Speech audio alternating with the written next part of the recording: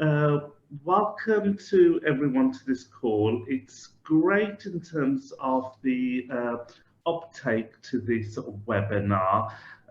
It's been sort of amazing. It's probably one of the highest numbers that we've had for quite a while to one of our sort of seminars. So I'm Ayub Khan, and I'm president of Libraries Sort of Connected. It still seems strange to say that because it's only been a week or two since I became sort of president at our Libraries Sort of Connected conference, so I'll just get used to that. But my day job is head of Warwickshire Libraries, and I'm here today in sunny Warwick here. And I've been asked just to say a sort of few words and sort of introduce the Minister. So I'll start out by reading sort of a few sort of thoughts, really. Public libraries are a national reading service supporting reading and literacy throughout life. We're often a sort of a universal service sort of from cradles to grave, many say. As a free local resource, libraries play a particularly important role in supporting the development of literacy and reading skills in disadvantaged communities, particularly so vital for individuals to fulfill their social and economic sort of potential. Really, everything starts with sort of reading. Back in October 2021, at the Libraries Connected seminar, we were enthralled by a compelling speech from sort of Jonathan Douglas from the National Literacy Trust, and you'll meet him in a short while, exploring the impact of the pandemic on children's literacy development, and really reflecting on the role that libraries should play. The delegates instantly recognised the power of the evidence that Jonathan sort of gave us.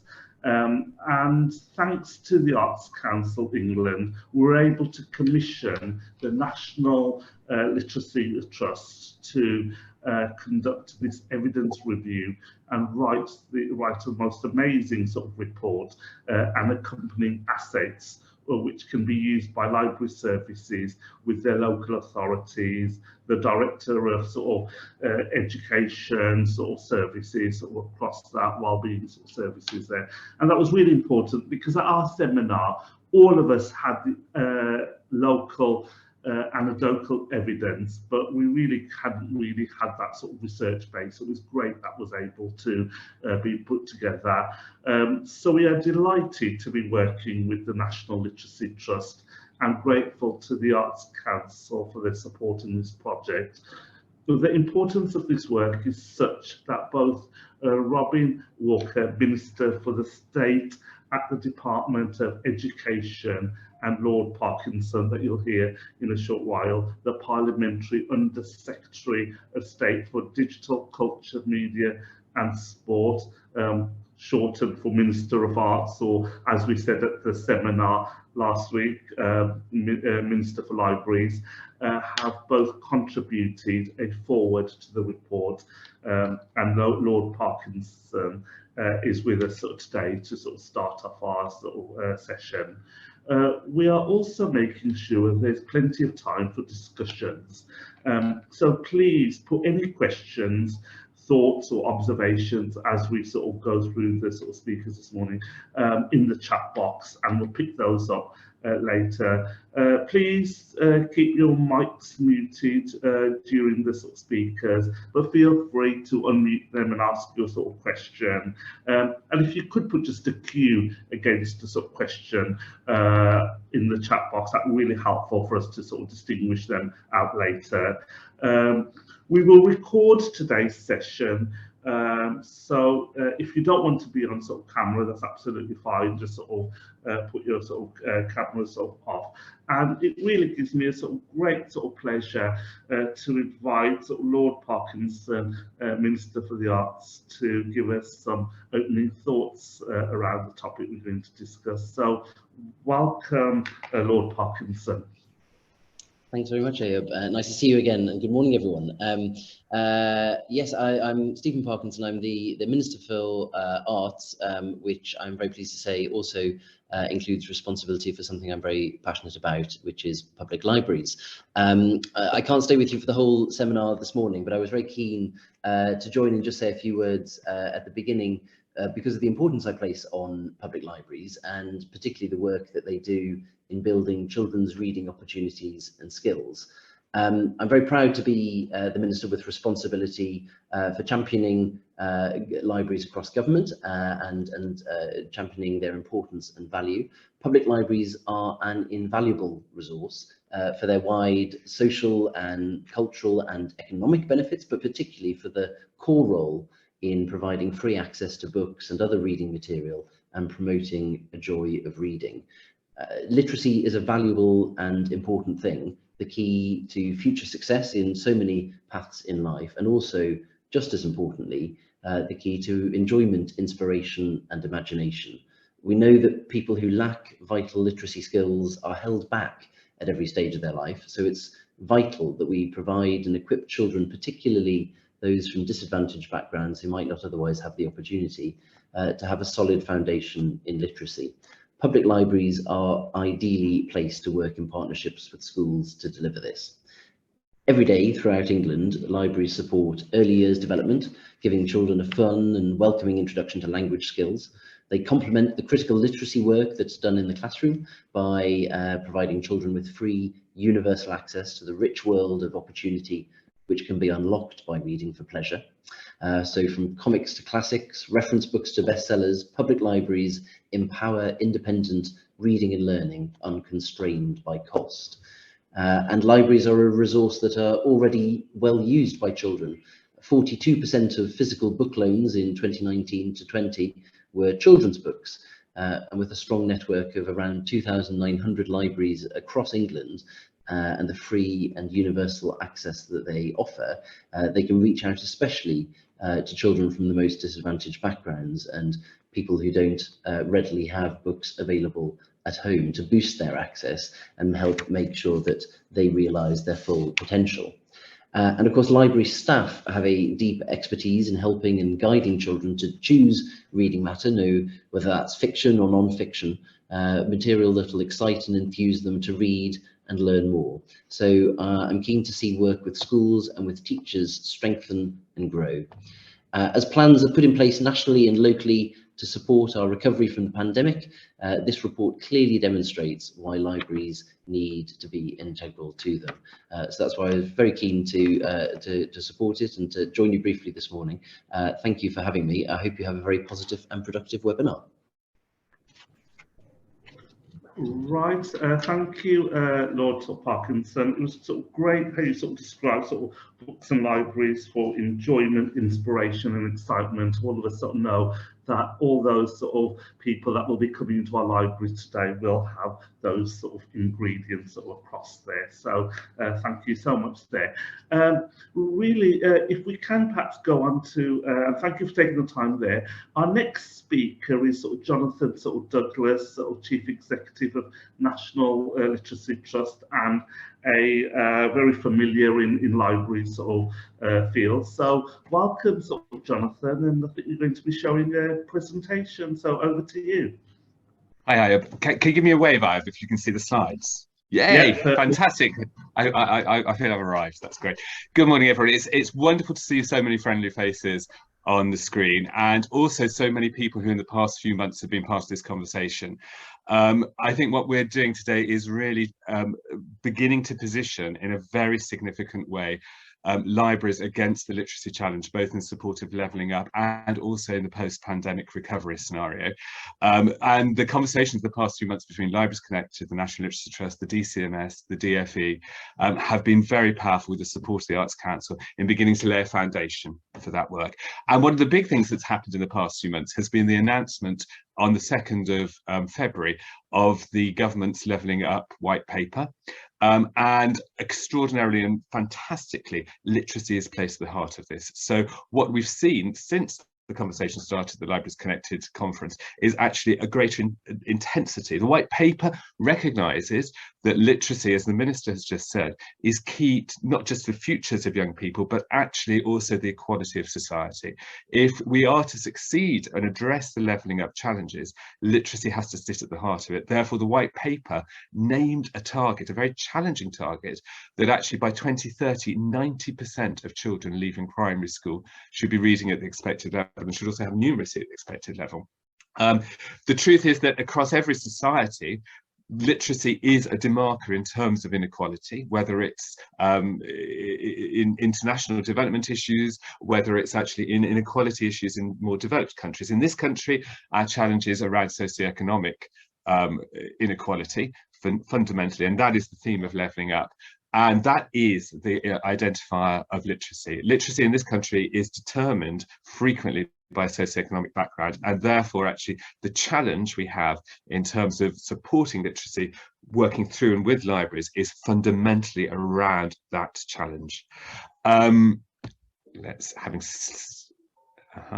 we go. I knew it was too good to be true. Having managed, marvelous, there we go. Paralysed then by fear that I wouldn't be able to actually show you a second slide. So the role of libraries, the evidence to suggest the role of libraries in terms of literacy is profoundly strong. As the Minister said, fundamentally it is about the act of democratisation of reading which sits at the heart of libraries' mission. We know that actually one of the key things in determining the relationship between poverty and literacy in this country is simply access to books. 1 in 11 children from the lowest socioeconomic groups don't have a single book of their own at home. By the act of offering books to everyone in society, libraries fundamentally democratise the reading activity. But there is also a very significant evidence base about 3 specific themes in terms of reading, which actually sits at the heart of the literacy challenge, in which libraries play a key role in. The first of those is the development of early speech, language and communication. The largest piece of longitudinal research ever undertaken in the UK around this, the EPSI programme, identified a key theme, which was the home learning environment. The fact that actually in terms of the development of speech, language and communication in the first years of life, it was what happened in the home that was fundamentally important. In fact, 4 times more important even than a high-class early years setting.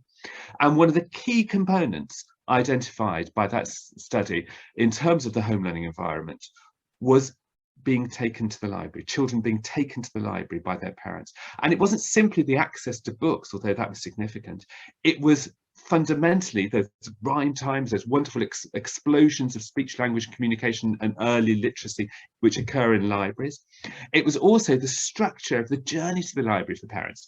Early years relies, and the success of early communication, early literacy and early language relies on libraries in a fundamental way.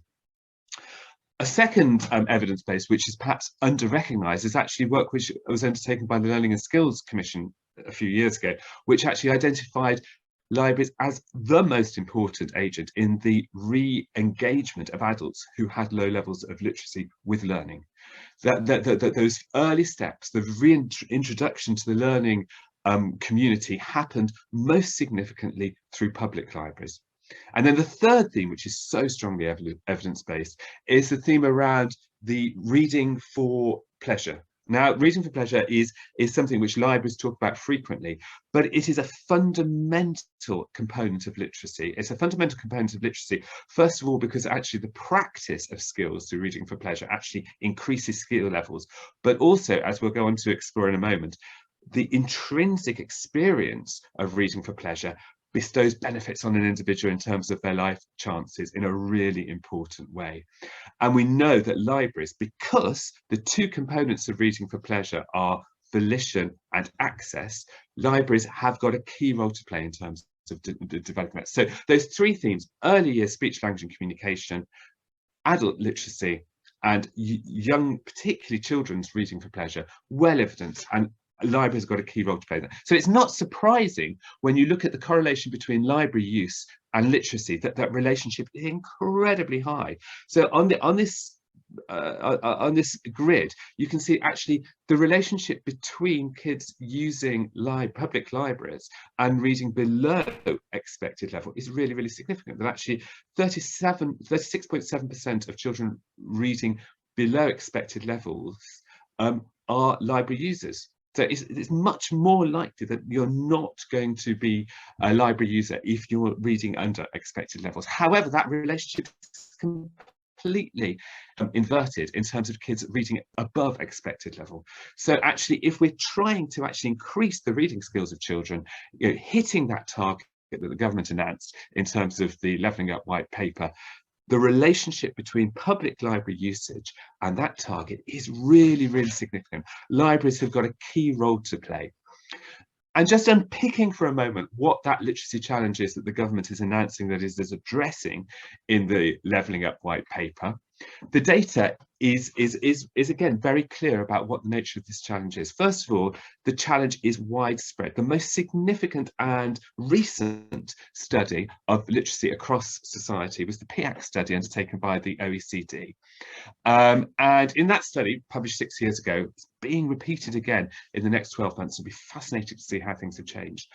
The first thing that it identified was actually how widespread in society, 16.4%, 1 in 6 adults having very poor literacy skills in society today in England.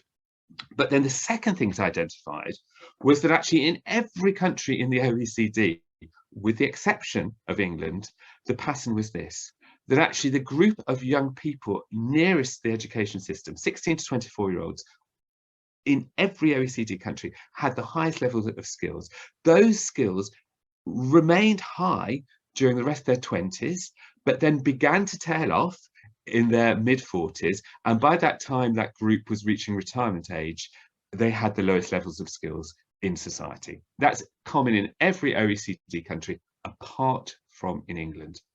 And in 2016, the OECD study identified that it was actually in England, the 16 to 24 age group, uniquely in England against all the other countries, which had the lowest cohort of skills.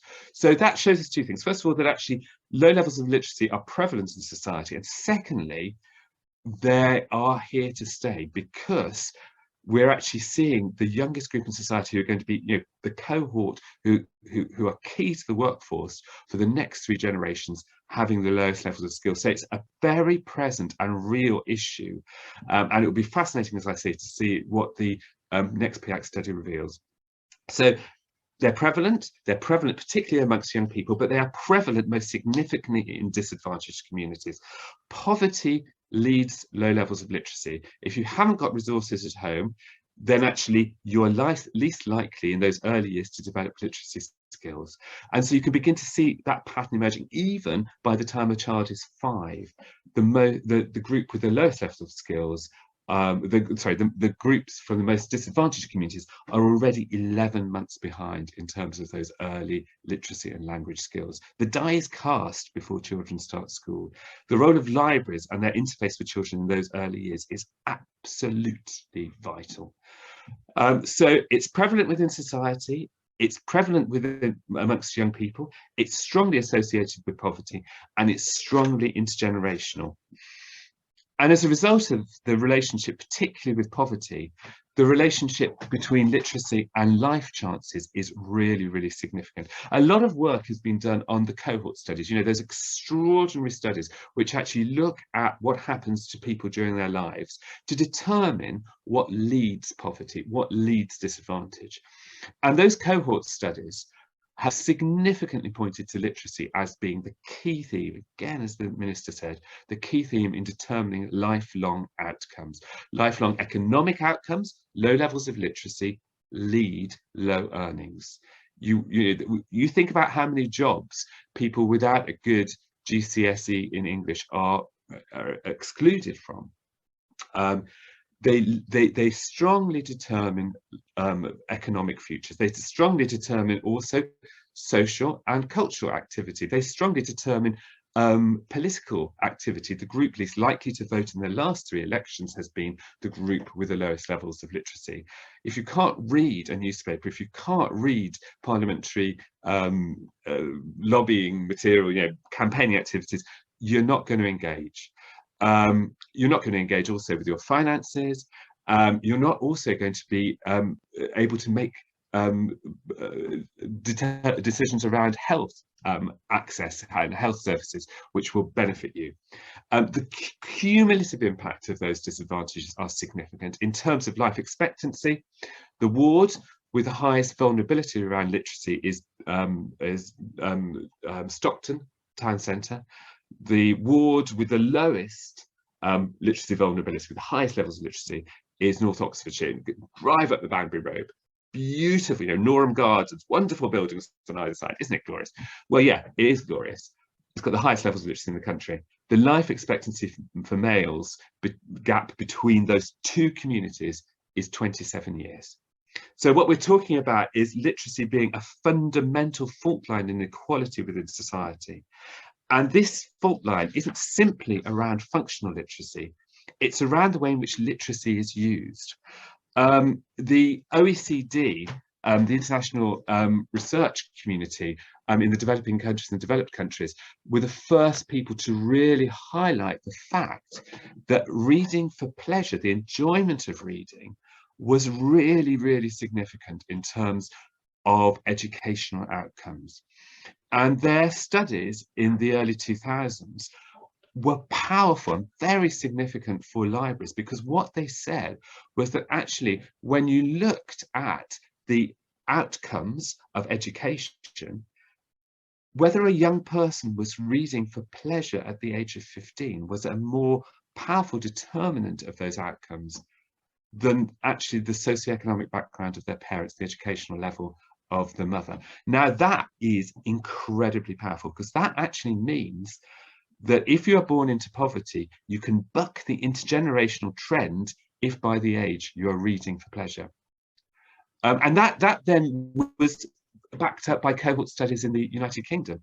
The cohort studies work by the UCL again drew back to the fact that actually children's reading for pleasure had the power for them to transcend the determinants of parental socioeconomic background.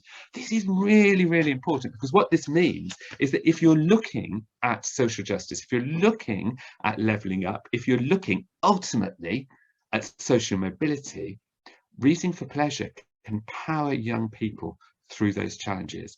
Reading for pleasure, as that final quote goes, is actually an important factor for educational attainment and for social mobility. The Social Mobility Commission needs to understand that.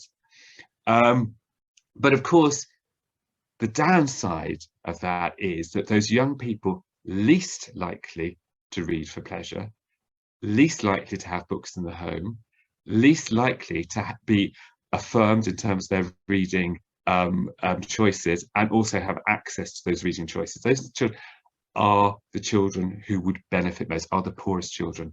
So whilst reading for pleasure has the power to push children through that kind of social mobility paradigm, the sad thing is actually the children most likely to benefit from that in society are the children least likely to have those resources and to experience reading for pleasure. So it's a huge and powerful opportunity, but one which actually society has not maximised yet. So if that's the situation in terms of reading and literacy in the UK and the power of libraries, then actually what's happened in the past 2 years? Well, those of us who spend their lives working at the National Literacy Trust is a charity. We do a huge amount of work on the ground. Many of us work in partnership with many of you. Libraries are a key partner. We work with 6,000 schools a year. We work in the poorest communities. We'll work with anyone from football to McDonald's if they can help us talk to families and children about reading. Our fear at the beginning of the pandemic was that actually schools and libraries have got a key role to play, not simply for everybody, but specifically and particularly for young people and children who could benefit most from reading and reading for pleasure, but who are least likely to have those experiences at home. The entire system, whether actually you're looking at pupil premium, whether you're, is tilted towards those children with the biggest disadvantage, because we know they've faced the biggest challenges, and society has this gap in terms of skills and literacy, and we need to do the most. Now, the concern was that role of education, if children couldn't attend schools, if they couldn't access libraries, that levelling up, that role for the education system was going to be pulled out, and therefore the gap was going to get wider. And we knew kids from more affluent backgrounds could simply access digital learning more frequently. 91% of children in more affluent backgrounds have got broadband at home, whereas only 47% of poorer kids have got it. We heard stories during lockdown of kids sitting on the back of buses and actually accessing digital learning on the back of buses because it was the only place they could access broadband.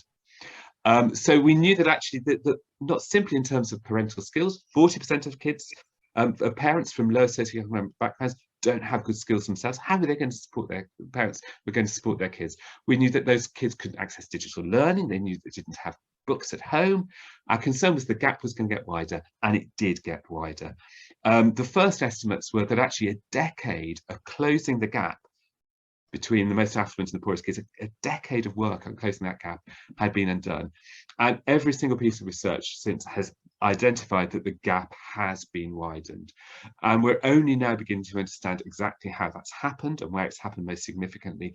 But without a doubt, lockdown has widened the levels of low literacy in the disadvantaged communities and widens the gap between affluent kids and poorer kids. Our focus has to be now on recovering support for those kids who suffered most.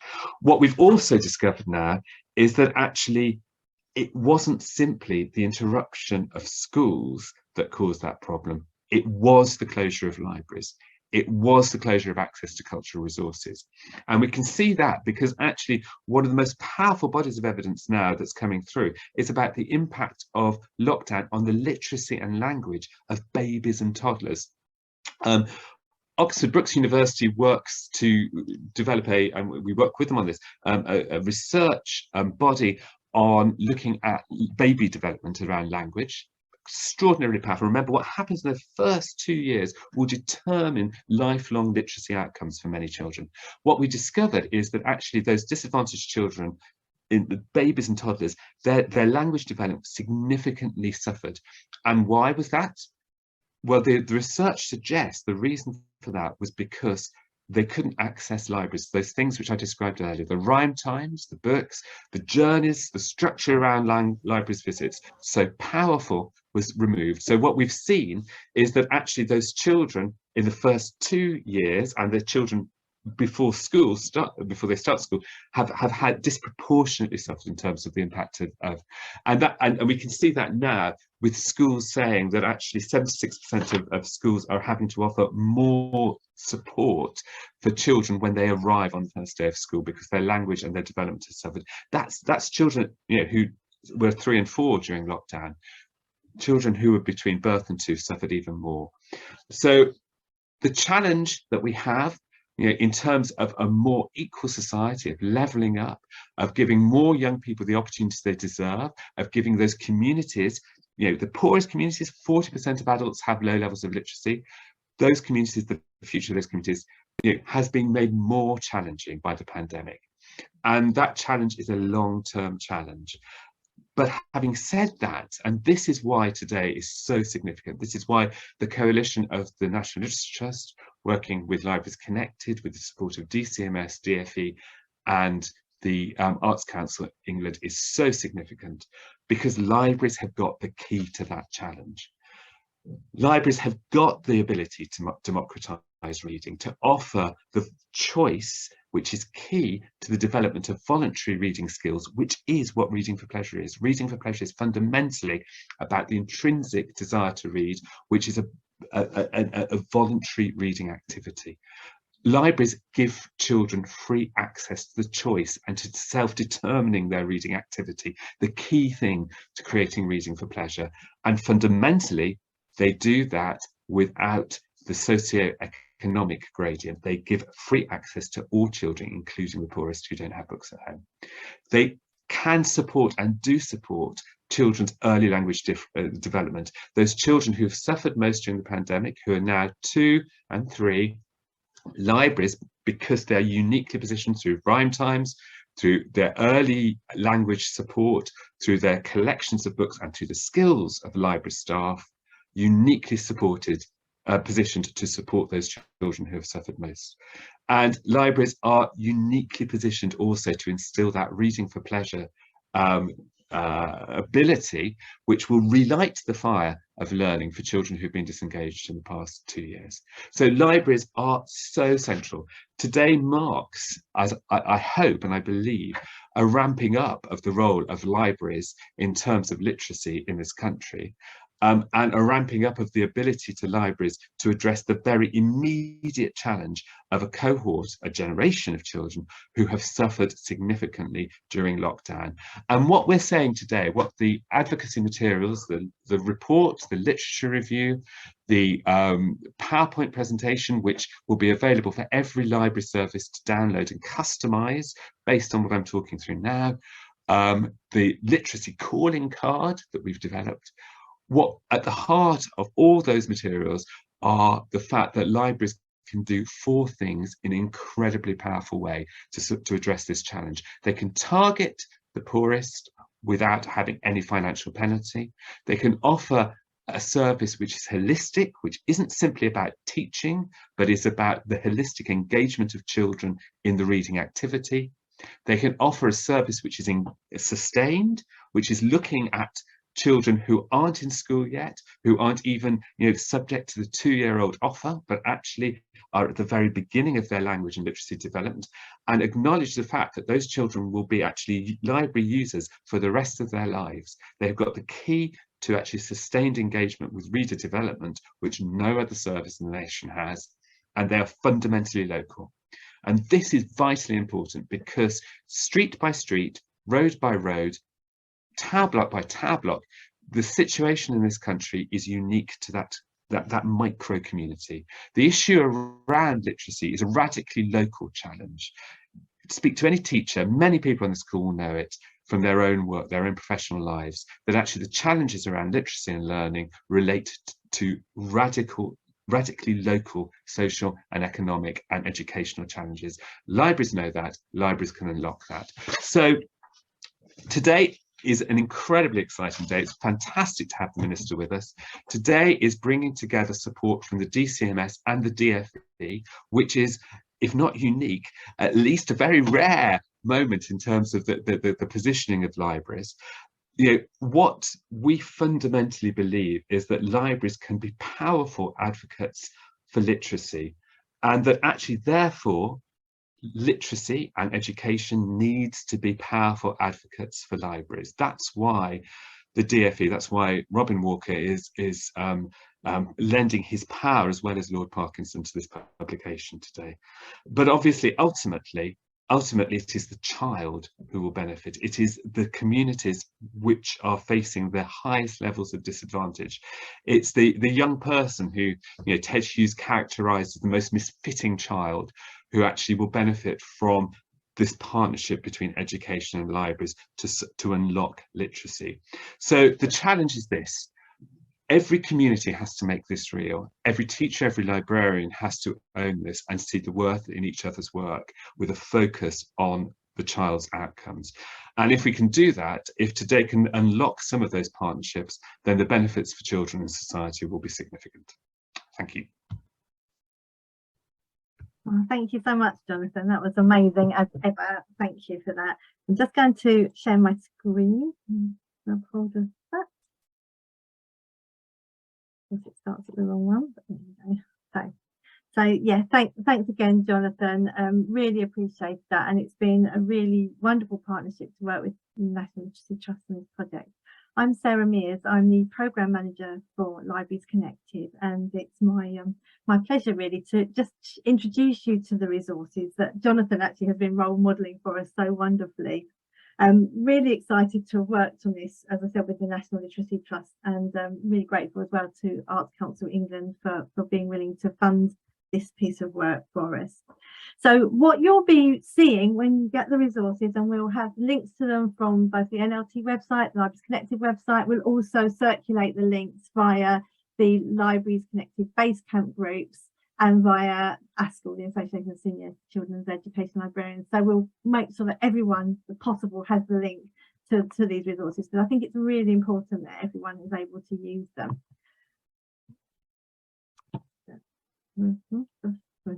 So the first thing you'll get is the report. That's the important thing. It's the thing that drives the other pieces of the resources. And I just put there that it's a really reflective evidence review. So it's not just a list of evidence, it's actually really Jonathan who put this report together really thought about how that evidence would link to libraries. So it talks about the role of libraries as that national reading resource, but also talks about the importance of literacy and reading, the impact of the pandemic on reading and literacy, particularly around the disadvantaged communities, and then the role of libraries in recovery, as Jonathan has talked about today. So that report has all the evidence that you'll need and the background that you'll need to use it. And as Jonathan also said, I think it's really powerful that we had forwards in the report from Lord Parkinson and from Robin Walker, the two ministers. So just and both of them talk about the importance of libraries and the importance of those two organisations working together as well. And I think that's really nice to see. So really proud to have those two ministers both endorsing this report. There's also a one-pager for you, so that if you want a quick reference sheet you can print out and give to people, or just share quickly with people, then there's a one-page summary that you'll be able to use of the key information in the report. And the last thing is an editable PowerPoint deck. This is available to you both as a PDF, but also something you can edit locally. And you'll see there a couple of the slides that Jonathan has used this morning that's in that PowerPoint deck. And finally, just that for me really was a reflection on how to use the resources. And I'm sure, and I hope you all have been thinking about all the ways in which you'll be able to use them locally. So this is just a quick brain dump for me really in why I think they're important and how you might want to use them. So I think they're definitely brilliant to use for strategic information about the role of public libraries, to share with your children's services and local education services in local authorities. I think more widely, they'll demonstrate how public libraries contribute to those local priorities around levelling up, around giving every child the best start and so on. I think then at a more granular level, I think they're important for building relationships with schools. You have an evidence in your back pocket to really tell schools about how important building that partnership is, and also persuading other potential partners to join forces with libraries. So if you're, for example, really wanting to get a relationship with the holiday activities and food scheme, this could really help with that. I think it's important for engaging with families and understanding why it's important to engage families in the role of reading and literacy. I think also you'll be able to use it for workforce development in your own authorities, to make sure that everyone in that library service understands the role they're playing. And I think that's really powerful. I think you'll be able to use it to shape new projects and promotions, and also for seeking funding and support for those projects. And as well, using it as a toolkit to maximise the impact of existing programmes like the Summer Reading Challenge, to really understand what the Summer Reading Challenge is doing for children. And finally, I think it will be really important to use it as a framework for gathering robust evidence and demonstrating impact. And I think that's going to be more and more important for us. It's all very well and good to say libraries do this, but we need to be able to prove it. And so the more we can start to really measure our activities and events against a robust framework, that the more powerful we'll be. So those were just my reflections, and I say it'll be really interesting to know from you how you think you might want to use those locally. And I just wanted to just say, first of all, a huge thank you to Jonathan and the team at National Literacy Trust for writing all these wonderful resources, and the design. You'll see when you get them that they're beautifully designed as well. Also, obviously, thanks to Arts Council England, who have been really supporting this programme, and to DCMS and Sheila particularly, who's really helped us. And I also wanted to mention, I don't think Carol was on the call, but Carol Bosworth, who's the Chief Librarian of the City of London Libraries, who was the person who rushed up to Jonathan at the end of his speech at the Libraries Connected seminar and said, "Oh, we really need to have this. You need to give this for us to use in our authorities." And that was the kind of germ of the idea. So thanks to all those people, and also to Sue Williamson at Arts Council England, who was actually the person who enabled us to have the funding. So that's the end of the presentation, so I'm just going to stop sharing. And we're going to move on to a panel discussion, and we have myself and Jonathan in the panel, and also Annabelle Gittins, who's the Vice Chair of ASCL, the Association of Senior Children's and Education Librarians. So I'll hand over to Ayub. Brilliant. Right, we've got a esteemed sort of panel sort of here to ask sort of questions. We've probably got about 15 minutes or so to sort of ask, and I can see sort of questions sort of coming in. We will start off with sort of basically one of the sort of questions, or a series of questions has sort of come in around library sort of closures and the impact it sort of has on sort of reading. And obviously these resources are really going to be a tool for us to help us advocate for the importance of libraries sort of in all communities. From the panel, I suppose the question is, how could we use these resources to try and get a foothold into maybe perhaps a leader of the council, or real sort of the chief executive of sort of local authorities, to try and get the message across about how important libraries are? How do we actually get it into their reading pile and their thoughts? So basically, any thoughts on sort of Jonathan, Annabelle and Sarah? So maybe Jonathan, maybe first. I think this Annabelle's perhaps the expert on this one, but I mean, at the moment, just focusing up on levelling up, you know, there are two really significant, as everyone on this call will be aware, financial opportunities in England. The first is the Levelling Up Fund, and culture is one of the three themes within that. And then the second is the Shared Prosperity Fund. And there are the 12 Levelling Up themes within the Shared Prosperity Fund. Positioning libraries within those streams is very, very significant. If you look at the Shared Prosperity Fund, actually the evidence associated with literacy and those strands of the Shared Prosperity Fund is very, very significant. So I would hope that actually, you know, as the funding streams around levelling up come through, there'll be the opportunity to focus on that. I think the second thing is that actually there is funding associated in some places, in many places, with education recovery post-pandemic. The positioning of libraries within that and within strategic investment from education around should be something that I hope libraries will be able to look at.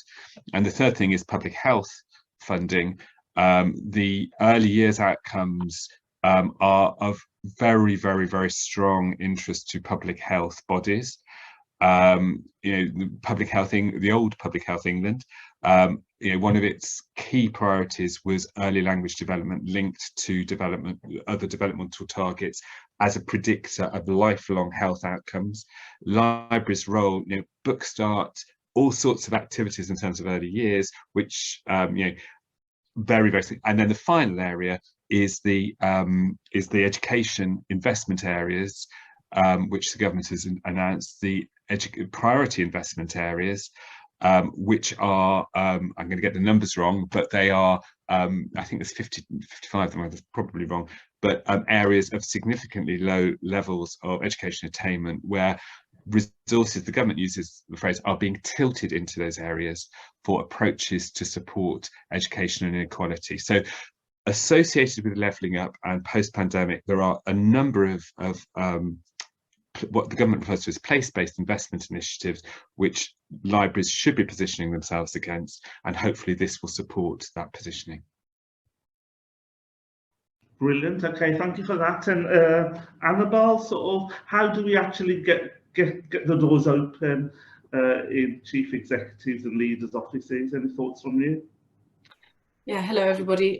Yeah, I'm Annabelle Gittins, and I'm obviously here for ASCL, but I'm also Shropshire Library's Library Development Manager, and I lead on children's work. So this is obviously very, very close to my heart, the whole conversation. And it is one of those very difficult projects for any librarian, because we are all here with many different hats on. And so although I lead on children, I'm reading the chat, there are obviously children librarians are being cut left, right and centre if we still exist, you know, specifically anyway. So it's using I would say that I'm beginning to make headway in my local authority, and my key to unlocking it recently was actually using the data that Jonathan shared in his PowerPoint today, but it was also, he mentioned it in his last year in Libraries Connected presentation, and I've been shouting about that, and nearly every meeting I go to I mention the impact on health, on crime, on employment. I read them really slowly, and every screen meeting has just gone silent. They go, oh my goodness. And I found that that is the most powerful tool I've had. We do need to be loud and proud. I think I'm quoting Crystal Vittles from Suffolk. She's always being loud and proud about libraries, and we just need to keep shouting and keep banging on. I'm not telling anyone anything that they don't know. I know that. But I think with this practical report and the fact that it is so practical, and we've got the PowerPoint that we can adapt to fit our local situations, will be so useful. But I think all I can say really is keep at it and keep banging on the doors, but having this evidence and throwing it to every single element of your authority, for the health, from the education, because we are all ultimately working for the same goal, and that is just to improve the lot of our society and our communities. And I think from ASCL's point of view, having that ability to tie this up with all the work that we do with the Children's Promise, with the Family Hubs projects I know many people will be involved in, and also you know, all the work that we've done around Rhyme Time, it will just be such a powerful tool for just to make our voice even louder than it is becoming.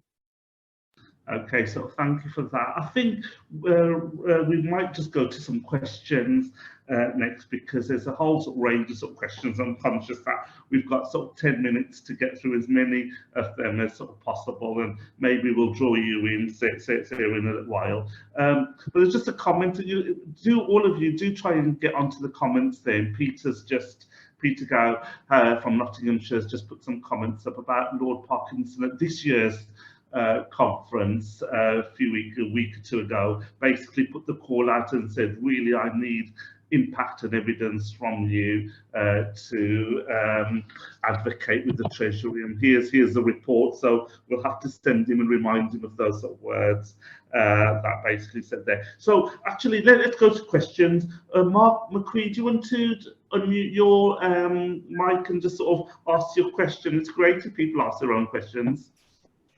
Okay, thanks, Arab. I just really raised a point around whether initiative such as Every Child a Library Member might help kind of galvanise activity. I always think you need something tangible, a call to action, and if we could get ministerial backing across, you know, health and social care, DFE, DCMS around that, potentially could help us progress the reading for pleasure and literacy agenda. Okay, Sarah, do you want to take that one? Yes, I can. Yeah, I think it's a really good idea. It's interestingly, we've been talking about that again at Libraries Connected as well, and I know that there are all sorts of kind of challenges around it, and some of them are practical as well as the kind of ideological issues around that. But I think it's a really good idea, and actually I think on the back of this report, it would definitely be worth going back to them, because they've already, because the two departments have worked together. I think it might be a really, you know, powerful, tangible, you know, message and a campaign that we could go back and talk to them about. So yeah, I think great idea, Mark. Louise Wright, I think you had a question. Do you want to unmute your mic and just ask a question of one of the panelists? Oh gosh, I had several questions. Sorry about this. Only one. Only one. Okay. I'll go for the one I'm most interested in then. I guess it's around relationship with the DFE. I'd sort of previously suggested that we look to Ofsted and make the relationship between schools and public libraries part of the Ofsted inspection, just because they tend to silo and not really want to engage with public libraries. And I know it's staffing and I know it's resources and all the rest of it, but is there any mileage in this? Is there any way this could be taken forward at a higher level? Any thoughts maybe from Jonathan? Obviously you're within that arena talking to ministers and key stakeholders in education. It is an almost unique aspiration to be Ofsteded. I think there's something about careful what you wish for. I mean, I think absolutely in terms of, well, I think there's two things. The first is that actually the programs of study for the national curriculum at Key Stage 2 already talk about library use, and I think shining more of a light on that as a positive thing is perhaps something which could be done immediately.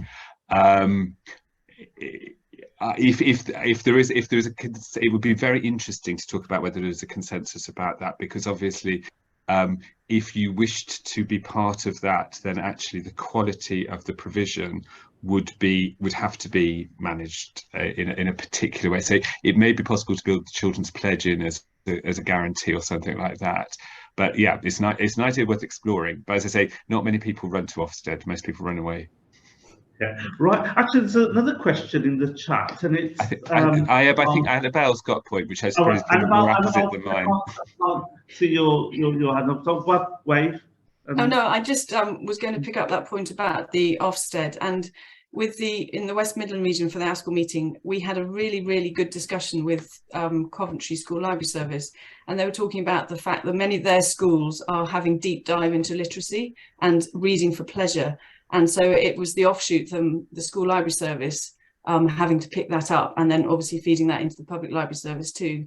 So we're going to follow that up for our next meeting as a theme and have some a consultant to come and talk about the curriculum and what it means now, because it's all changed and we need to know the language to be able to talk to teachers. So that's another way of looking at it, although, you know, taking Jonathan's point on that maybe we don't want to be Ofsteded ourselves, but it is understanding where schools are coming from and what they are going to need in terms of support for those deep dives.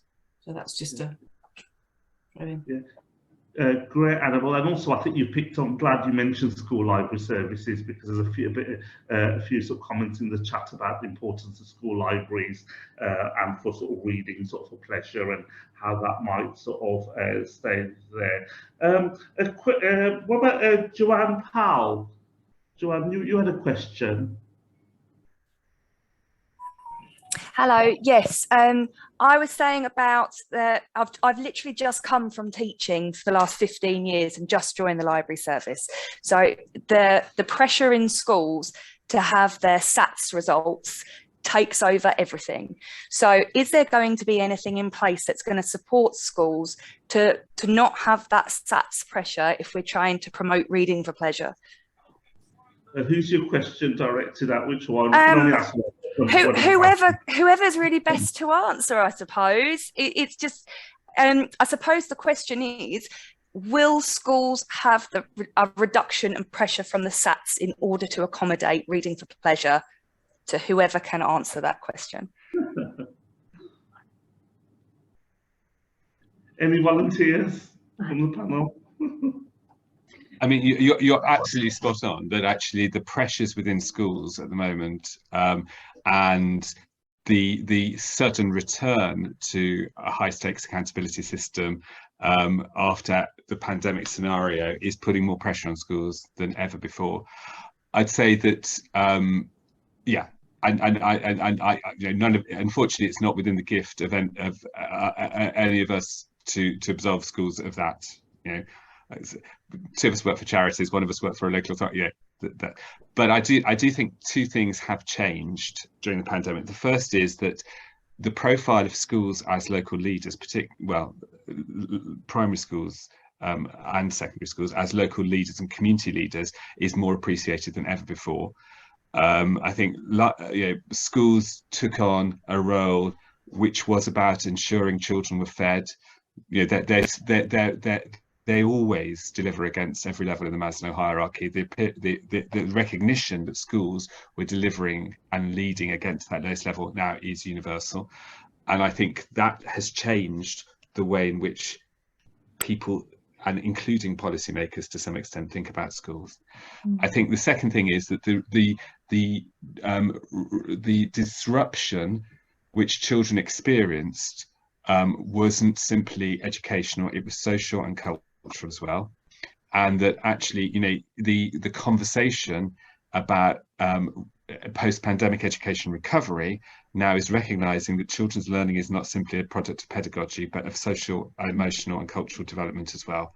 So I think, nobody's pressed a button and removed the high stakes accountability of GCSE results and SATs, but the environment is shifting, and I think it is an opportunity for those of us who see wider contexts to actually talk about those wider contexts. Great. Right, Sarah S. from Sussex, you had a comment around the registrars and what you might be doing there. Do you want to just share that with the rest of us?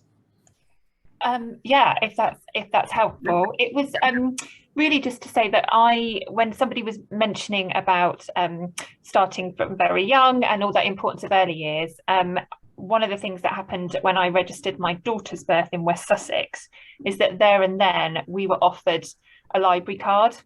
So at the time I registered her birth, I got her a library card there and then. And it's something that I've mentioned. I'm now moving, and I work in Southampton. There's a couple of Southampton librarians on the call, and we've been having lots of discussions with our colleagues around family hubs and education and early years. And it was one of the things I mentioned to them, that it seemed a really great way to get in early. Great, I got that sort of comment. Kate Priestley, you had a question. Do you want to basically tell us your question if you still are? And if Kate isn't on, she might have just left. Maybe the last sort of thought from Libby. You had a comment about some thoughts about what we could do. Do you want to come on, Libby? No. Okay, let's see. Go on. Oh, yes, we can hear you. I'm desperate to make contact with you so that we can discuss starting a reading revolution for teens and adults. We've produced a teaching reading guide which anyone who can read can just pick up and teach their mum, their dad, their fellow prisoner to read and write with confidence and for meaning. And we want to give it out for free so that anyone who knows somebody who can't read, mostly people living in areas of deprivation, in prisoners, in travel camps, can pick up a free copy from their library. Libraries have to be the central point for picking up our teaching reading guide. And I'm hoping that everyone will get involved in this. And I have a very clever idea for how we can fund the free distribution of our teaching reading guide all over England, and then later anywhere in the English-speaking world, and especially in prisons, where half the prison population who can read can just pick up a guide from their prison library, take it back to their cells, their wing, and teach a fellow prisoner to read. And the joy is that if anyone leaves halfway through the coaching process, which is constantly happening, then another coach can seamlessly take over. Right, we'll talk offline with sort of library sort of connect with that. So basically, with there. Thank you. Yeah, no, we'll do that. So basically, it's we're 2 minutes over, but maybe I just wanted to finish with, and I think we can't go through all the questions. There's so many sort of questions and sort of comments, but we've got a flavour of them across here. But if I could just ask the three sort of panelists if there's just one thought about today that you wanted to sort of finish with in terms of sort of call for action. So maybe start with Annabelle. That's unfair. I was just thinking, oh, I'm going to have a few minutes to think about what do you think we should do really from today? I think that, as I said before, using the slides is such a fantastic tool. And I know I've got colleagues on the call here from my own work, but I think also in ASCL, we could look at how we can use these to help the future work that we're looking to do, in particularly bringing the children's voice into our library service, so that using that peer-to-peer support and actually having children encouraging their friends and their peers to read will be even more powerful, if especially having this data and this evidence to back up those initial conversations. Brilliant. Okay, sort of Sarah, sort of from your point of view. I'd say you know, using as Annabelle says, using the evidence, providing local evidence, making it robust, shouting about it, making sure that you engage with your partners. And I think, you know, it's always good to start with those ones who are already friendly and use those as well as a conduit to get to other partners. So as everyone says, go where the energy is and reach out beyond those once you've got those allies in place. And I'd also say what libraries do uniquely is connect literacy and reading for pleasure. And, you know, we really ought to be proud about shouting about the importance of reading for pleasure as a way into literacy, and because that's a kind of very unique role for, I think, public libraries and their reach in not just into schools and communities, but also with families. And I think literacy is everyone's responsibility. It's not just schools or libraries, it's everyone's. And libraries are a great way of galvanizing that responsibility of the whole community. Oh, brilliant. And finally, Jonathan? Traditionally, libraries have gone, oh, we don't do literacy, we do reading. Reading is literacy. Be proud of the fact that libraries are making a profound and significant contribution to one of the most important challenges the UK has today. And please, I mean, the education world, in terms of the way in which it talks about evidence, has doubled down in the past 6 months. This gives you evidence, and we need to work together on strengthening that evidence base, but be proud about the evidence that already exists and use it whenever you can. Brilliant. No, thank you for that. I think we couldn't really sum it up better with those sort of three sort of comments sort of from the end. And I suppose I know that Jessica from Warwickshire Libraries is also on the course, and I was just thinking our local MP is the Secretary for State for Education, and I think we need to maybe invite him to Stratford Library and perhaps give him a copy of this and sort of invite him for coffee. So we really need to start at home and perhaps do something with our own MPs. He's always popping in to library for events there. So I think we really need to get him on the library sort of wagon. So maybe that's another way in terms of us contacting our local MPs and reminding them how important libraries are. And now we've got the tools to do that through this amazing sort of research and sort of toolkit across that. So that's that. So I think basically, without further ado, we are slightly over, but it's, you know, we could have sort of gone for another 2 hours across this. It's been a superb morning.